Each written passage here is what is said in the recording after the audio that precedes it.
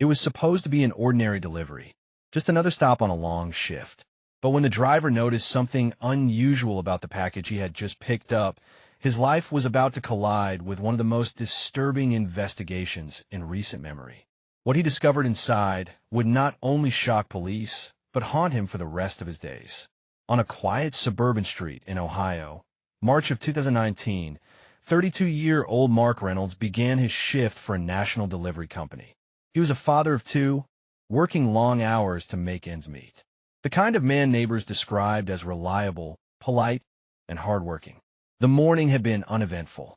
Packages, signatures, small talk at the door. It was routine.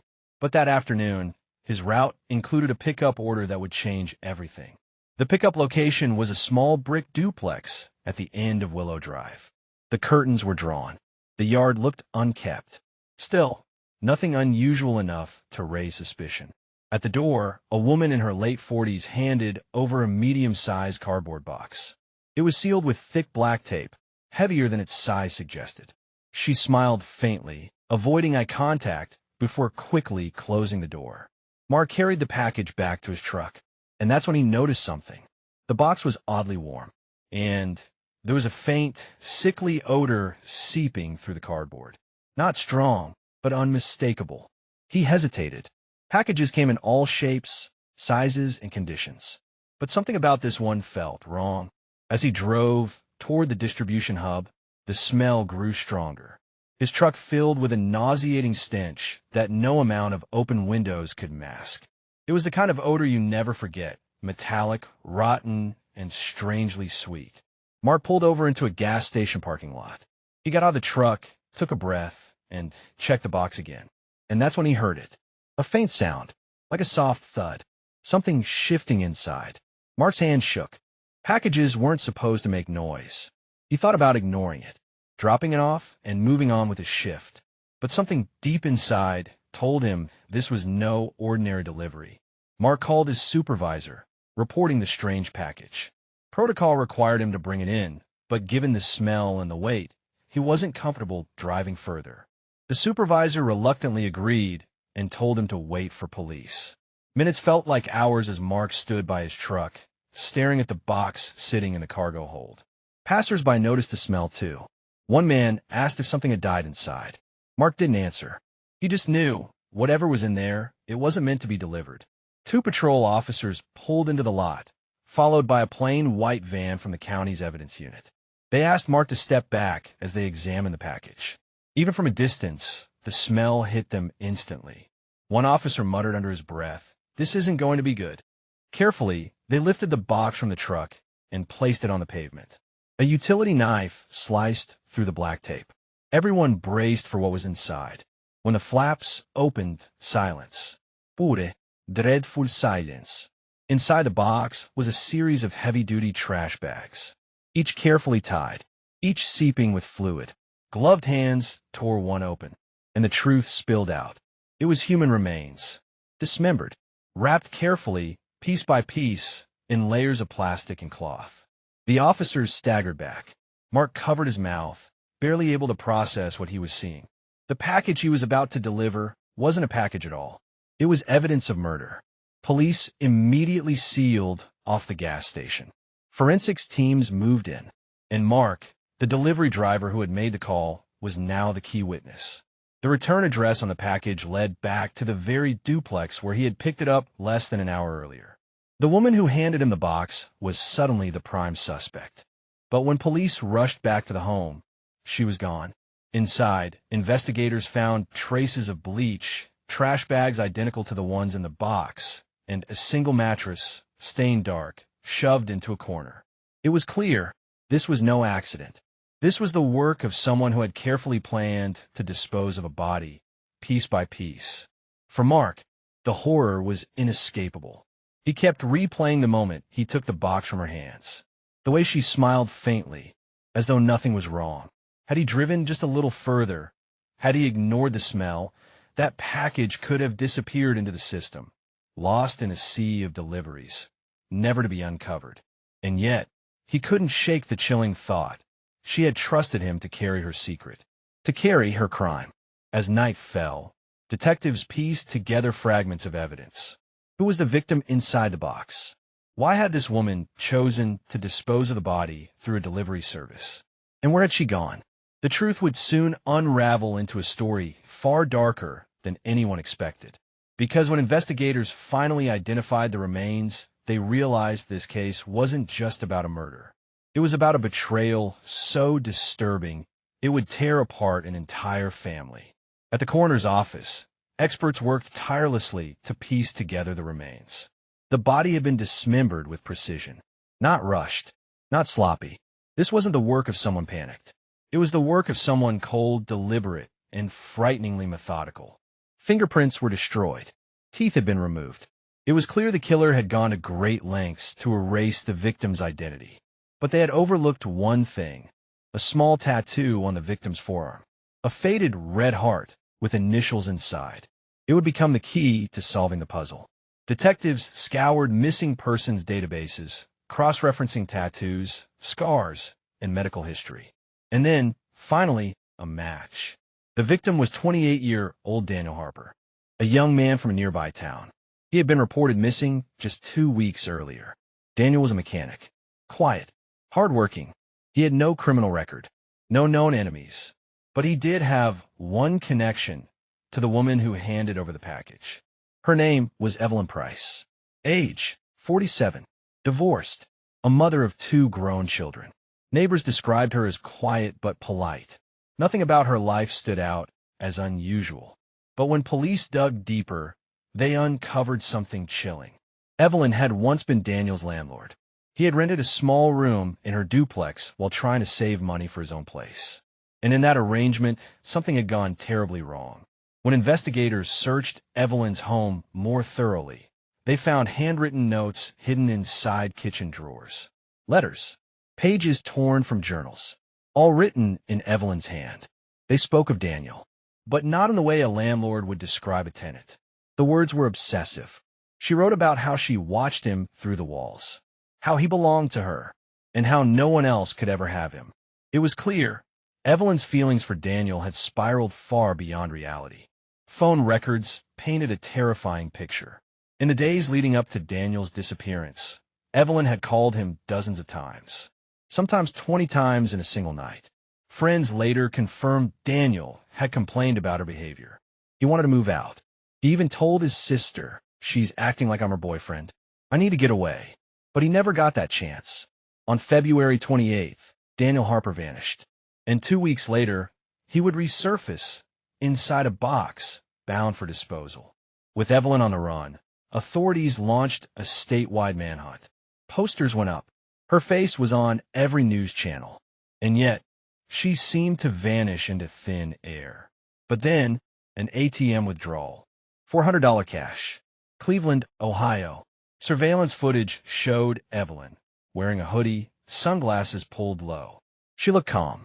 Too calm. Detectives knew they had to act fast. Meanwhile, the delivery driver, Mark Reynolds, struggled with what he had witnessed. The smell. The weight. The image of the box opening on the pavement. He couldn't sleep. He replayed every second in his mind. And the thought that haunted him most was this: what if he hadn't stopped? What if he had simply delivered the package as instructed? The killer's secret might never have been discovered. Mark became both a witness and a symbol of the thin line between ordinary life and unimaginable horror. 3 weeks after her disappearance, Evelyn Price was finally captured. She had been hiding in a motel under a false name. In her possession, more boxes, rolls of duct tape, and cleaning supplies. Police believed she was preparing to dispose of additional evidence. Or worse, preparing for another victim. During questioning, Evelyn remained calm. Too calm. She denied everything. She said she didn't know who Daniel Harper was. But investigators had more. Forensic evidence inside her home matched fibers found on the body. Her fingerprints were on the tape. And her handwriting, those chilling notes about Daniel, was undeniable. Still, she smiled during interrogations, as if she knew something the police didn't. Prosecutors began preparing one of the most disturbing cases the county had ever seen. Evelyn Price would be charged with first-degree murder.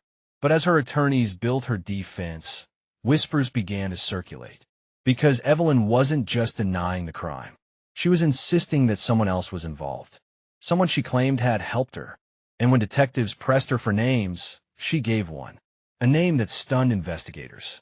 A name that tied the case to something much larger than they had imagined. It wasn't just a landlord-tenant obsession. It wasn't just a murder fueled by jealousy. According to Evelyn, Daniel's death was part of pact. A pact involving someone shockingly close to him. And when police followed that lead, they uncovered secrets that would rip open a new chapter of the investigation. Because Evelyn Price wasn't working alone. When investigators pressed Evelyn for details, she gave them a name. Daniel's closest friend. His coworker at the auto shop. A man named Jason Miller. Jason and Daniel had grown up together. Best friends since middle school. They worked side by side, fixing cars, sharing beers after long shifts, and trusting each other like brothers. But according to Evelyn, Jason wasn't Daniel's friend at all. At first, detectives were skeptical. Evelyn was already accused of murder. Why trust her? But then, they dug deeper. Phone records revealed dozens of calls between Jason and Evelyn in the weeks leading up to Daniel's death. Calls Jason never disclosed. Bank records showed deposits. Large sums of cash. Moved quietly into Jason's account. Money Evelyn had withdrawn shortly before going on the run. And then, surveillance footage. The night Daniel disappeared, a camera captured Evelyn's car, leaving her duplex. In the passenger seat, a man matching Jason's description. Detectives brought Jason in for questioning. At first, he denied everything. He claimed he barely knew Evelyn, that their calls were about rent payments. But under pressure, his story began to unravel. Jason finally admitted he had been to Evelyn's home. But only, he said, to help her with groceries. He swore he had no idea what she was planning. Yet his calm demeanor didn't match the evidence piling up against him. And then, forensic analysis delivered the final blow. Inside Evelyn's garage, investigators found a saw, the very tool used to dismember Daniel's body. On its handle, under layers of dried residue. DNA, not just Evelyn's, Jason's. When confronted, Jason froze. He couldn't explain it away. And after 12 long hours in the interrogation room, the dam broke. He confessed. But why? Why would Jason betray his best friend in such a horrific way? The answer was greed. Daniel had recently inherited a modest sum of money from a distant relative, close to $50,000. He confided in Jason about it, and Jason, drowning in debt, saw an opportunity. Evelyn, meanwhile, was obsessed with Daniel, desperate to control him. Jason promised her what she wanted, Daniel's devotion. And in exchange, Evelyn gave Jason what he wanted, money. Together, they formed a twisted pact. And when Daniel tried to break free, they silenced him forever. The courtroom was packed when the trial began. The story had captured national attention. An ordinary delivery driver's discovery exposing a chilling conspiracy. Mark Reynolds, the driver, testified. His voice trembled as he described lifting the package, the weight, the smell, and the horror of watching it fall open. Daniel's family wept quietly in the front row, his mother clutching a framed photo of her son, unwilling to let go. The prosecution painted Evelyn and Jason as predators, two people who exploited trust, obsession, and friendship to carry out an unspeakable crime. The defense tried to shift blame. Evelyn claimed Jason manipulated her. Jason claimed Evelyn forced him. But the jury saw through it. After weeks of testimony, the jury deliberated for just 6 hours. The courtroom fell silent as the verdicts were read. Evelyn Price, guilty of first-degree murder. Jason Miller, guilty of first-degree murder and conspiracy. Both were sentenced to life in prison without the possibility of parole. Daniel Harper's family finally had justice. But no sentence could bring him back. For Mark, the delivery driver, life would never be the same. He returned to work eventually, but every package he carried felt different. He said later in an interview, "I used to think of deliveries as just boxes. Now, I think of what could be inside. I think of how fragile life is, how one choice can change everything." Mark's ordinary day had become the turning point in exposing a monstrous crime. And in doing so, he became the accidental hero of a story he never asked to be part of. This case wasn't just about a package. It was about trust and betrayal, about how obsession and greed can twist ordinary people into monsters. But it was also about vigilance, about the courage of an ordinary man who trusted his instincts, stopped, and checked when something felt wrong. And because of that single decision, Daniel Harper's killers were caught. And justice, though delayed, was served. In the end, the story of Evelyn Price and Jason Miller is a grim reminder. Evil doesn't always hide in shadows. Sometimes it lives next door. Sometimes it wears the face of friend. And sometimes it only takes one watchful eye to bring it into the light. Justice was done, but the chilling memory of what was found inside that package will never be forgotten. If this story left you stunned, hit the like button, drop a comment with your thoughts, and share it with someone who loves true crime, and don't forget to subscribe.